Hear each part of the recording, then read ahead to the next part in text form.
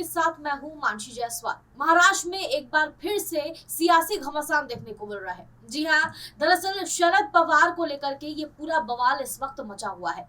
Sharad Pawar Congress party का समर्थन करते हुए नजर आते हैं, लेकिन अजीत पवार के बयान से कहीं ना कहीं ऐसा नजर आ रहा है कि वो भारतीय जनता पार्टी में शामिल हो सकते हैं। जी हाँ, सीधे तौर पर बीजेपी को न्योता दिया गया है, बीजेपी की तरफ से न्योता दिया गया है एनसीपी को कि उनके साथ गठबंधन कर लिया जाए। जी हाँ, इस वक्त महाराष्ट्र की सियासत में एक भूचाल आता हुआ नजर आ रहा है। पूरा मामला क्या है, दरअसल आपको समझा देते हैं। हाल ही में राकांपा प्रमुख शरद पवार और अजित पवार ने ऐसे बयान दिए जो कहीं ना कहीं भाजपा के पक्ष में नजर आए।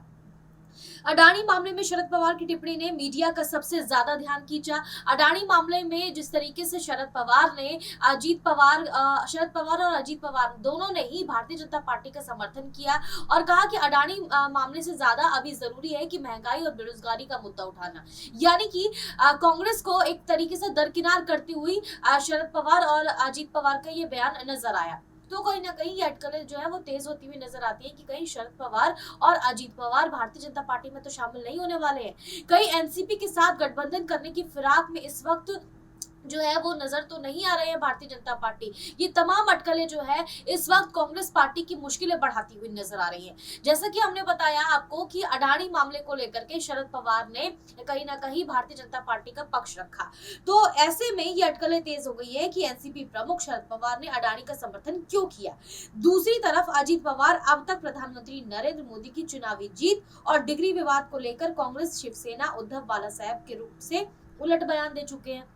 दरअसल वो बयान दे चुके हैं कि हिंडनबर्ग रिपोर्ट पर पवार ने कहा था कि ऐसा लगता है कि अडानी समूह पर विदेशी फर्म हिंडनबर्ग को जरूरत से ज्यादा महत्व दिया गया, बिना ये सोचे समझे कि इससे देश की अर्थव्यवस्था पर क्या असर पड़ेगा। मुझे ऐसा लगता है कि हिंडनबर्ग ने देश के एक औद्योगिक संस्थान को निशाना बनाया है। किसी ने इस फर्म का इस विवाद से पहले नाम नहीं सुना। मामले के कई पक्ष हैं, सभी पक्षों पर ध्यान देने की जरूरत है। विदेशी फर्म के अडानी समूह पर आरोप के बाद सुप्रीम कोर्ट ने खुद संज्ञान लेते हुए अपनी जो है वो बात रखी। तो कहीं ना कहीं शरद पवार और अजीत पवार के बयान से ये साफ होता हुआ नजर आता है कि जिस तरीके से अभी मामला गर्माता हुआ जा रहा है वो कहीं ना कहीं भारतीय जनता पार्टी के पक्ष में और कांग्रेस के विपक्ष में नजर आ रहा है, क्योंकि एनसीपी और कांग्रेस का जो अभी गठबंधन चल रहा है महाविकास अघाड़ी, वो कहीं ना कहीं इस वक्त टूट की कगार पर नजर आ रहा है। ऐसा इसलिए है क्योंकि राहुल गांधी ने वीर सावरकर को लेकर के बयान दिया था, जिस पर कहीं ना कहीं कांग्रेस पार्टी अभी भी जो है वो अपना स्टैंड क्लियर नहीं कर पा रही है।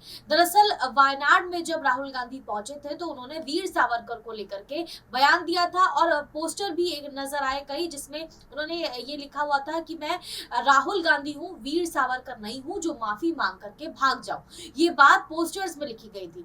तो कहीं ना कहीं वीर सावरकर को लेकर के राहुल गांधी फंसते हुए नजर आ रहे हैं और उनका जो स्टैंड है वो क्लियर नहीं हो पा रहा है कहीं ना कहीं कांग्रेस पार्टी का।